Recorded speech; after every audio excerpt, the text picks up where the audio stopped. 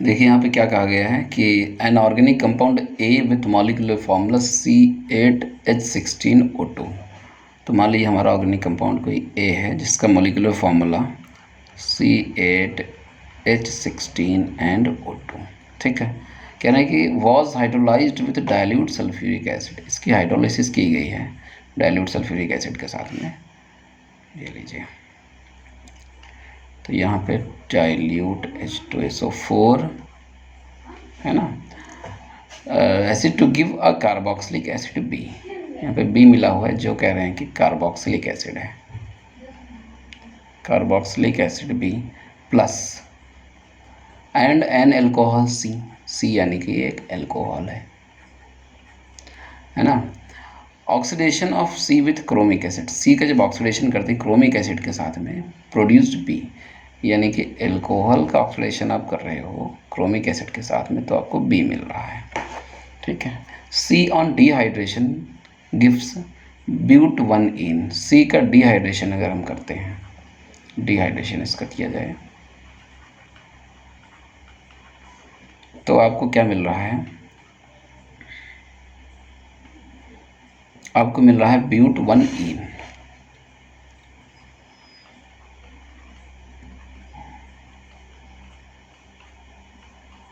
ये चीज़ है ना, ब्यूट 1इन मिल रहा है।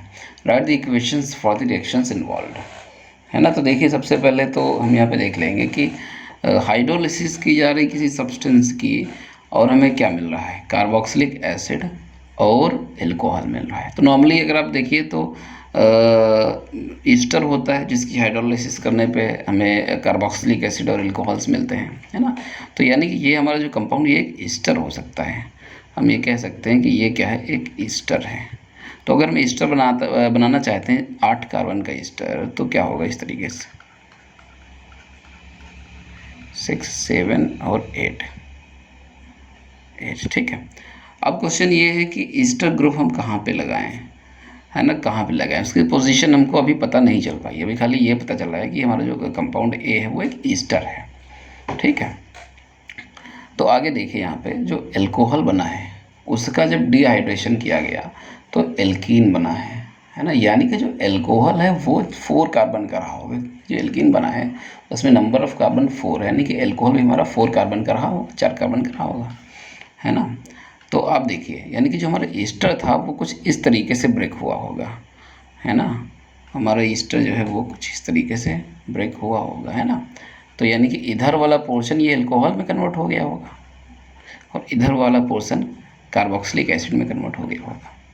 इसका मतलब ये हुआ कि अगर हम ईस्टर ग्रुप यहाँ पे लगाएं, डबल बॉन्ड O और यहाँ पे O, तो हमारा यही आंसर हो सकता है ना। तो हम क्या करेंगे कि ये 8 कार्बन का जो हमारे पास में ईस्टर है 2, 3, 4 और यहाँ पे लगा दीजिए आप ईस्टर, फिर इधर जो है 8 कार्बन कर दिए, 4 कार्बन कर दिए, तो 3, 4, है ना। बाकी यहाँ पे हाइड्रोजन आप ऐसे लगा लीजिए, ठीक है। तो इस ईस्टर के हाइड्रोलिसिस अगर हम करेंगे तो ये यहाँ से ब्रेक डाउन हो जाएगा, है ना। तो ये 4 कार्बन हमारे इस साइड में और 4 कार्बन इस साइड में, क्लियर है। यानी कि यही हमारा मॉलिक्यूल था, है ना। अब ये अपना इधर एल्कोहल प्लस कार्बोक्सिलिक एसिड में कन्वर्ट हो जाएंगे, कन्वर्ट करके मैं आपको दिखाता हूँ, है ना। तो 4 कार्बन का कार्बोक्सिलिक एसिड यानी कि, तो ये कार्बोक्सिलिक एसिड हमारा कौन है, ये बी है ना। और ये ईस्टर हमारा ए था, ठीक है। और साथ में आपको क्या मिला हुआ था, हाइड्रोलिसिस करने पे, इसके आप हाइड्रोलिसिस यहाँ पे कर रहे हैं सल्फ्यूरिक एसिड के प्रेजेंस में, और यहाँ पे आपको एल्कोहल मिला था 4 कार्बन का। अब इसका जब डिहाइड्रेशन कराया जाएगा, है ना, डिहाइड्रेशन, तो क्या मिलेगा आपको, एल्कीन मिलेगा, है ना, वो 4 कार्बन का एल्कीन। ओके, तो हमारा कंपाउंड ए हमारा ये हो जाता है, कंपाउंड बी ये हो जाता है और कंपाउंड सी ये हो जाता है।